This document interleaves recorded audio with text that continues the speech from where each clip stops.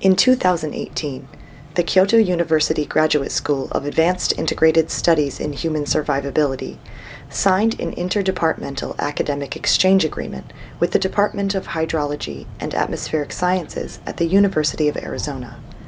At that time, the University of Arizona also agreed on a research collaboration with the Kyoto University Unit of Synergetic Studies for Space, which culminated in the Space Camp at Biosphere 2, a manned space studies training program for students.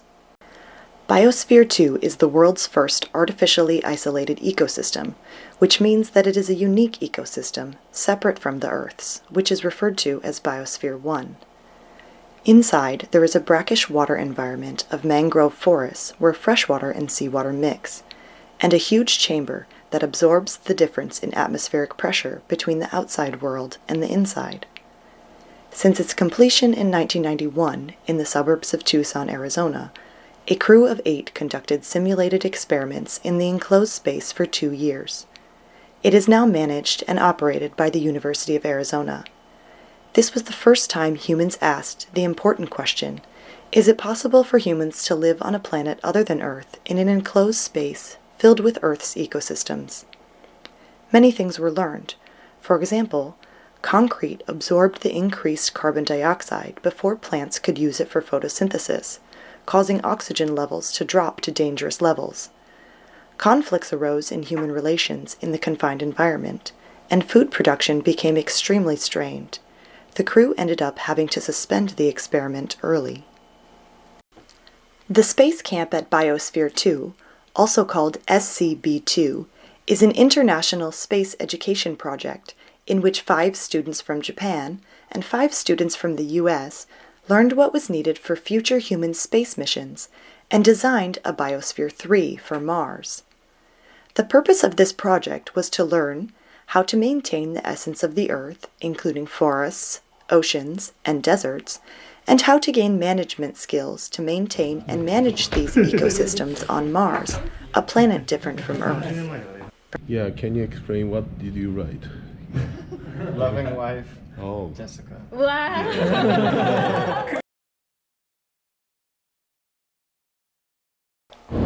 Biosphere 2 has 4 distinct environments that the students were able to conduct research in.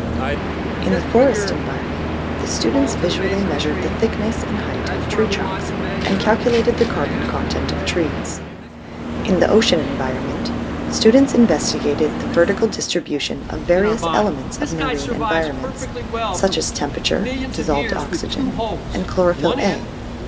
In the desert environment, they collected soil to determine the change in mass after removing water, and they spent the entire day making radiation maps to show the amount of radiation exposure at each location, using the radiation dose system.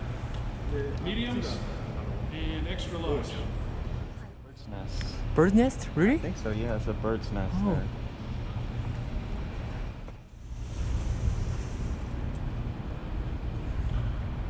Only one cup, one spoon left. Wait for everybody else. Okay.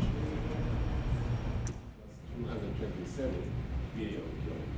But the reality, the mass is a little bit closer, and I didn't consider. The real distance might be 248 billion. So if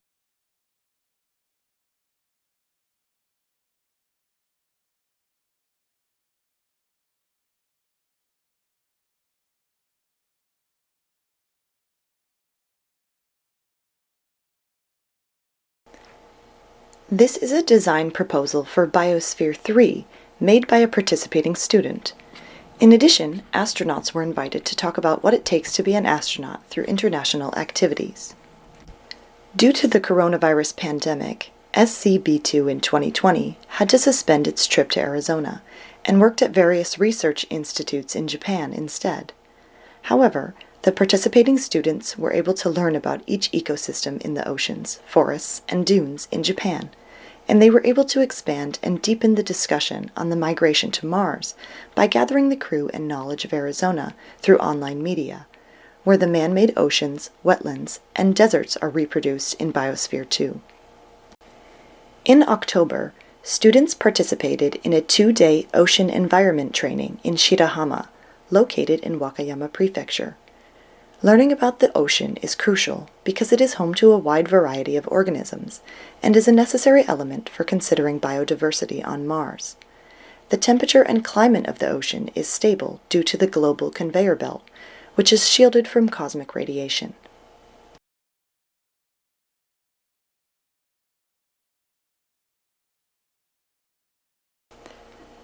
Half of the first day was a lecture on field observation at an offshore observation tower by Dr. Yasuyuki Baba from the Research Center for Fluvial and Coastal Disasters in Kyoto University. The Shirahama Oceanographic Observatory conducts basic research based on marine observations, and the research themes cover several topics.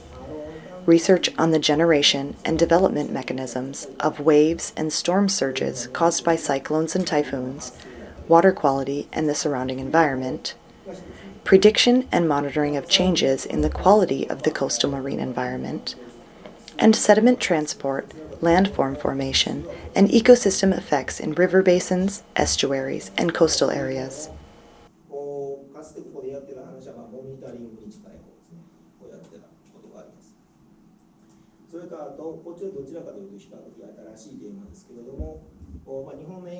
Students learned about the Tanabe Nakashima Storm Surge Observation Tower that has a long history of fixed observations, as the old tower was used from 1961 to 1995, and the new tower has been observing since 1995. One of the advantages of this observation tower is that it can continuously observe multiple items, while the disadvantage is that it can only observe one point. AD conversion, data sampling, is used as the collection data system, and after converting the data, it is uploaded to the web sequentially using a long-distance wireless LAN. As an example of data sampling, waves are revealed by measuring a time series of distances to the water surface rather than immediately, which is then used to calculate a value that is close to the height of a wave measured visually. Students learned that various methods are used, such as setting the average of the tidal forces to 0 and using the zero-up crossing method. The purpose and significance of observations are discussed in the following order: monitoring the situation, understanding the phenomena, and predicting the future. There are three approaches to understanding the phenomena: theory, experiment observation, and simulation modeling. Experiments can control the conditions to some extent, but there are issues of scale differences from reality. In observation, there are some issues that cannot be controlled.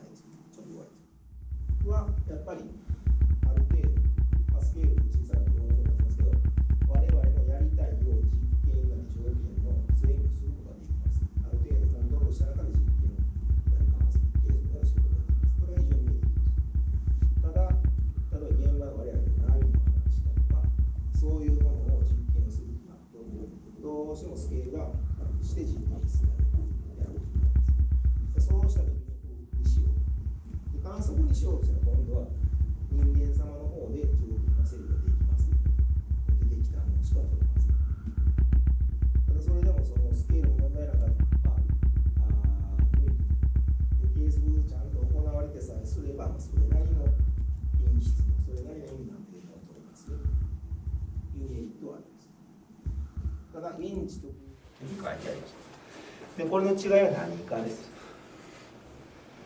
でこの風速計を使うと平面的な風向風速が取れます。これを使うと一応曲がり台にもこう3軸ありますので3次元の風向風速が取れます。ということでこっちは鉛直のあるなしのが一つ大きいところですけども、けど別に風速を測るんだったらあれでいいじゃんって話なんですね。水温測りますけど測るメカニズムって分かります？金属の温度によって大きくなったり、何が大きくなったりちっちゃくなったり、何が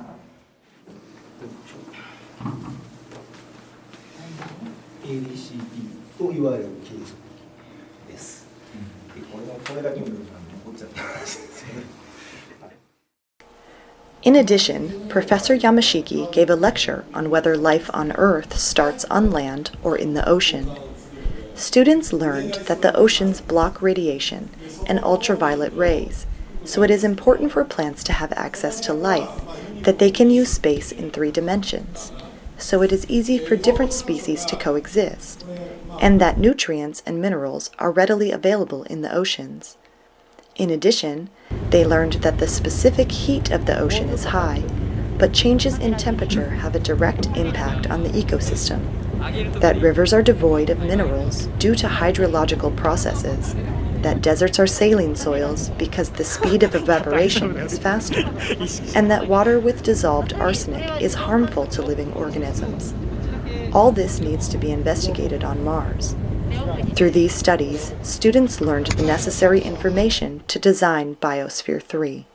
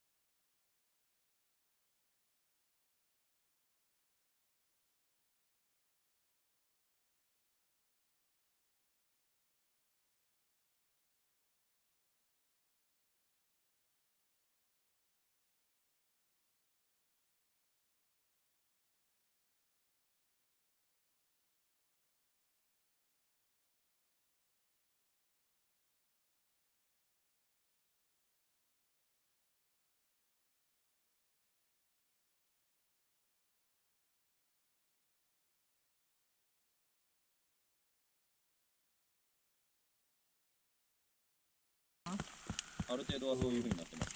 まあガチの木のやつもありますけど、あれだと表面えぐれて。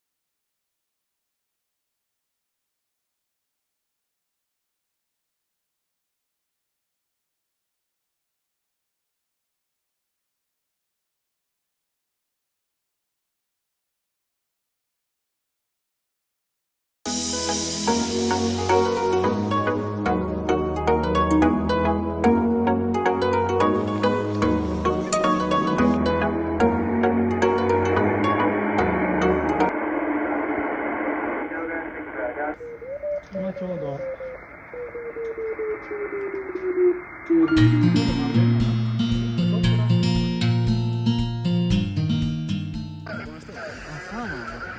からわざわざ猫間みたいに女声にするっていう装置。このレベルこれが当たると、厳密にはちょっとちゃいますけど、正射影って言って本当はちょっとちゃいます。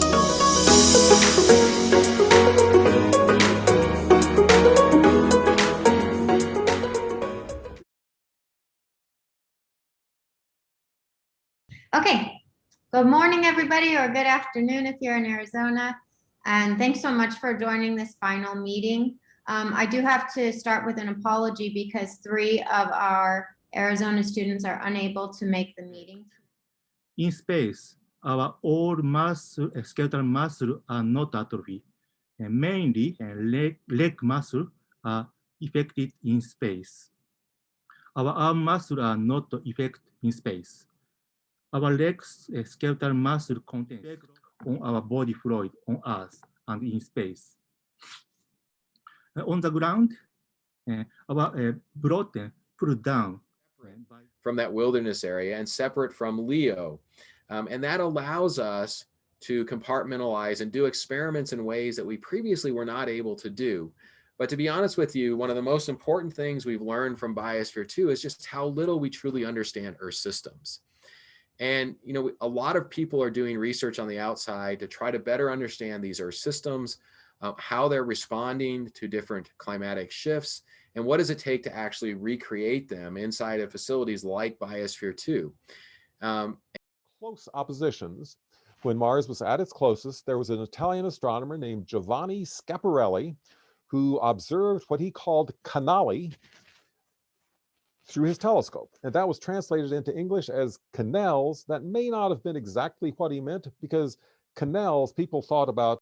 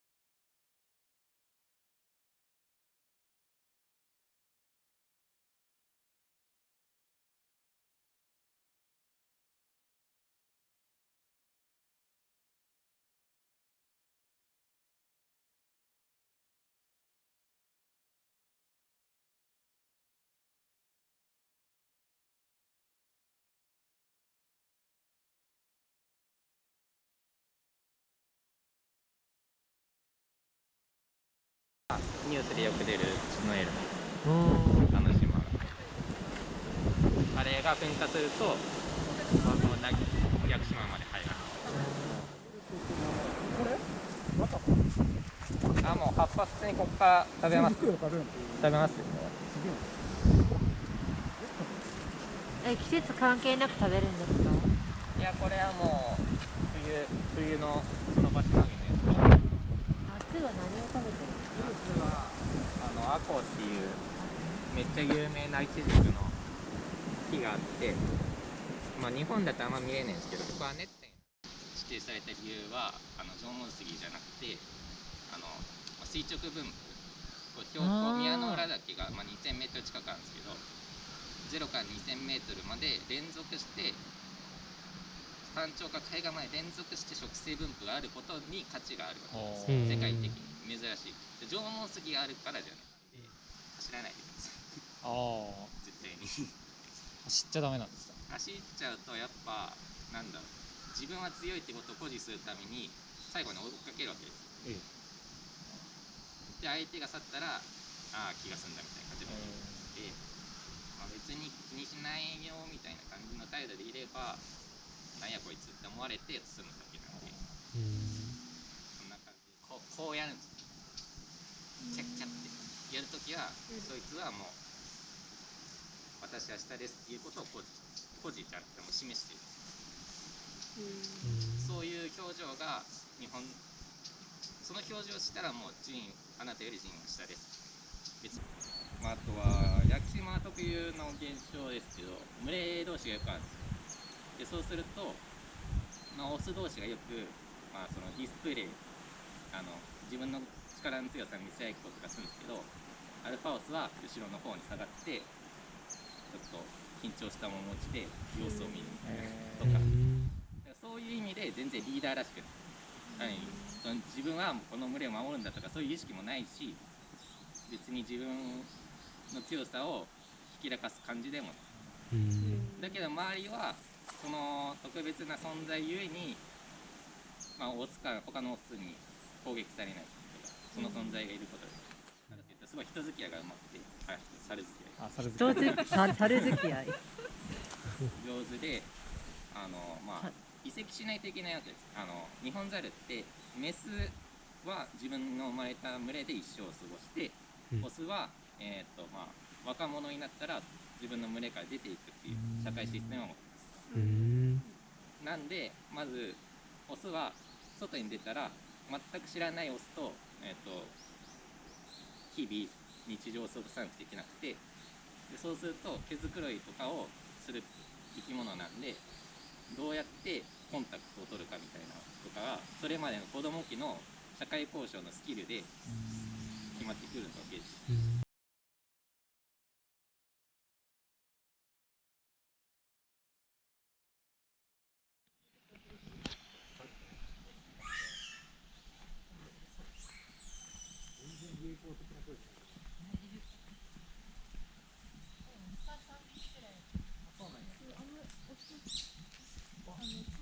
のしっかりしかね。いや。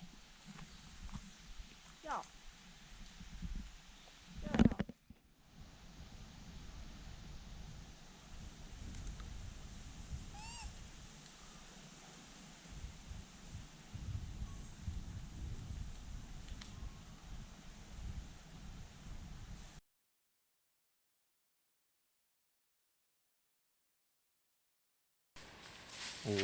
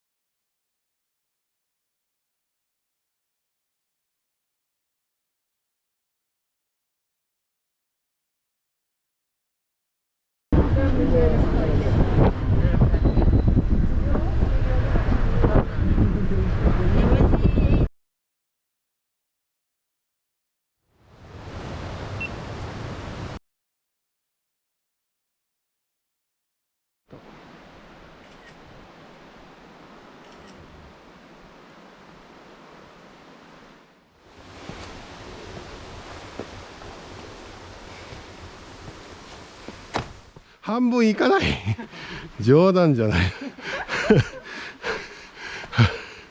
こすごい道良くないの？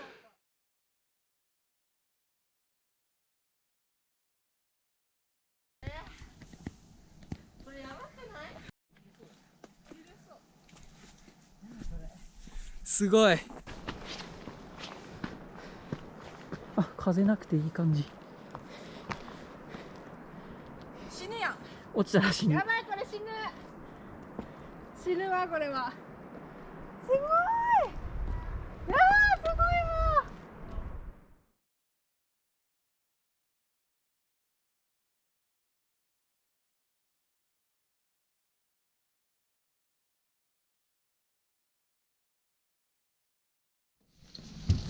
いわゆる塩水くさびですね。ちょっと昨日ビデオで見せましたけど、それの厚さをこれで測ります。だから皆さんが田辺湾でやった、本番という感じです。で、ついでにこれで水面の反射率測るんですけど、これははっきり言ってこの海の日にあんまり良くないんですけど、一応やります。川を遡上する船はできるだけ喫水が浅いというか、要するに底がするので、これはペラどうなってますか？そうそう、この船外機をですね、こうやって上げないといけない。これのプロペラがそこにするともう終わりという感じ。まず電源をオンにして、で水上で30秒、垂らしていきます。はい。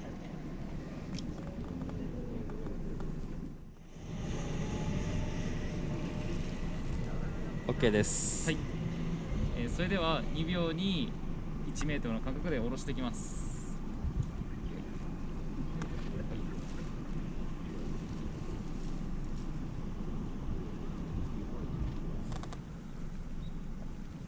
はい。ではつきましたので、バーッと回収しましょ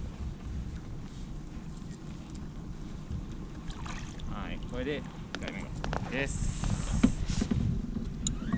では、1回、データを変えるために電源をオフに、します。はい、しましたね。でもう1回オンにして、今度は、さっき、同じポイントで計測するので30秒は待たずに2秒に1メートルの間隔で下ろしていきます。いきましょう。よはい、終わりです。はい、次は反射率の測定です。こういうモヤモヤですか。これはちょっと天気が悪いので本当は良くないんですけど、メモはですね、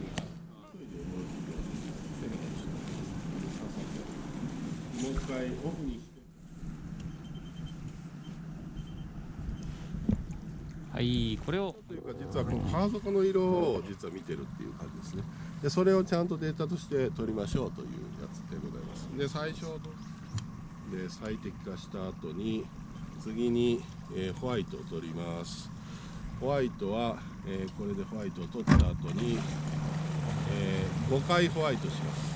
1回2回3回4回5回とですね、太陽が向こうだったら太陽の、直の方向に、だいたい45度で直の方向で5回取ります。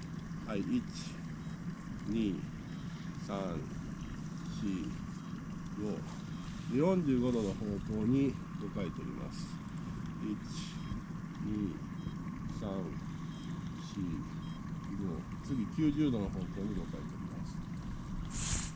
でこれ晴れてるとすごくいいデータが取れるんですけど、ちょっと残念です。今日はもう諦めます。で次にこう下ですね、鉛直でちょっとこれが怖いんですよ。落としたらもう大変なことになる。これで5回取ります。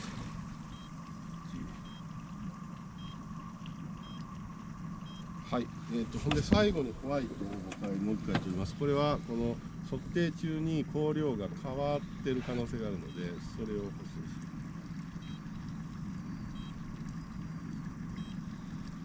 す。はい、これで終わりっていう、こういう感じなんですけど。ものすごい山が出ちゃったんですけど、こんなもんでした。あ、そう。こんな感じ。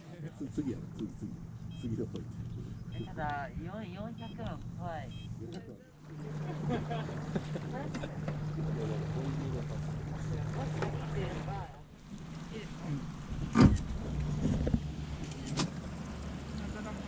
本当はですね。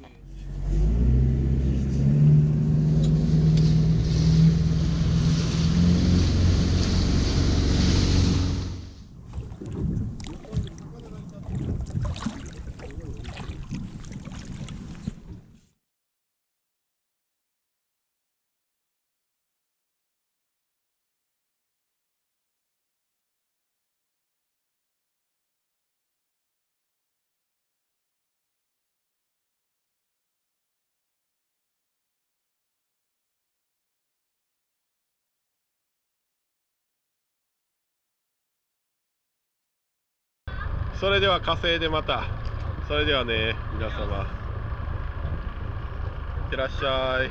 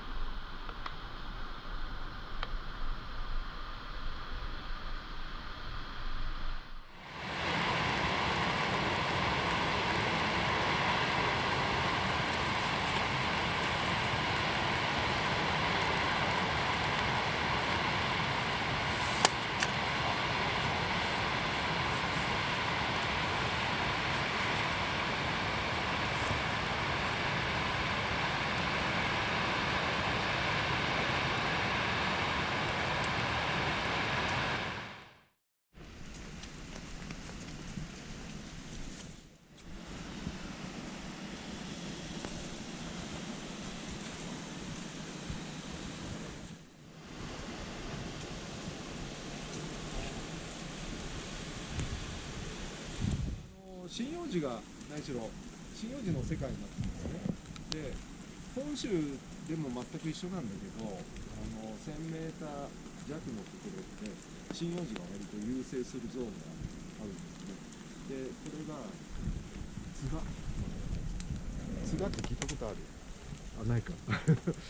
杉はすごく有名なんだけど、ここはつが、それからもみ、それからヒノキ、これで大体日本の針葉樹のメジャーなやつが全部出てくるんですけど、ここちょっと尾根っぽいですよね。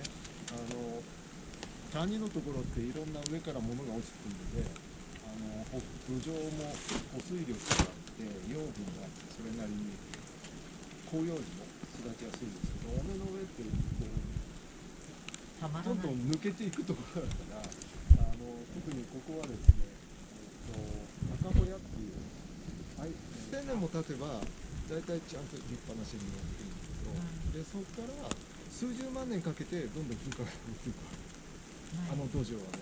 だから私たちが普通見ている繊維ってこう木の一生の年代が大体1000年以下じゃないですか。だからそのスケールの話ではなくて、それが何百世代何千世代で、ちょうどそれがハワイ島なんですね。一番新しいハワイの北東の一番新しい島から一番古い島、だんだん土が悪くなってくる。それは数十万年間の風化を受けて養分がどんどん水で下に流れ去ってしまう。4年かかってで落葉樹だと広葉樹だと5年かかったら20年になって圧倒的に成長速度が酸素の吸収量は絶対広葉樹の方が多いってことです。酸素の吸収量っていうのは1年間あたりの地樹一個体で考えると固定量大きいので、だから大きくなる。だけども森林になっちゃうとそんなに変わらない。だから針葉樹林で空間を全部埋め尽くしちゃうから針葉樹とこういうようなところで群落で比べるとあまり変わらない。でも1対1で個体同士で限られたエリアで争っていると広葉樹に大体なるほど理解で、針葉樹はその代わりすごく少ない光合成量で水分も少しで、それで栄養分も少なくてでもちゃんと生きていける。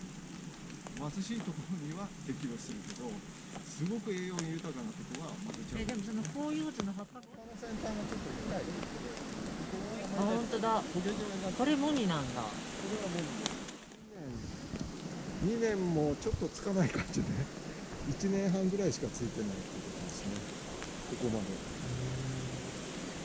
ここまで去年というか今年去年かね。ここまで。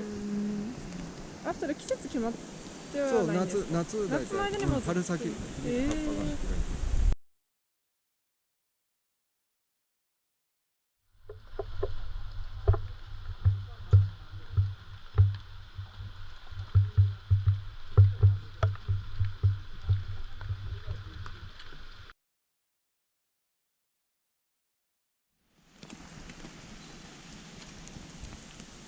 でもそうか、屋久杉は神木として崇められていたのかな、やっぱり。そういうのがあったんですよね。切ってるところだ。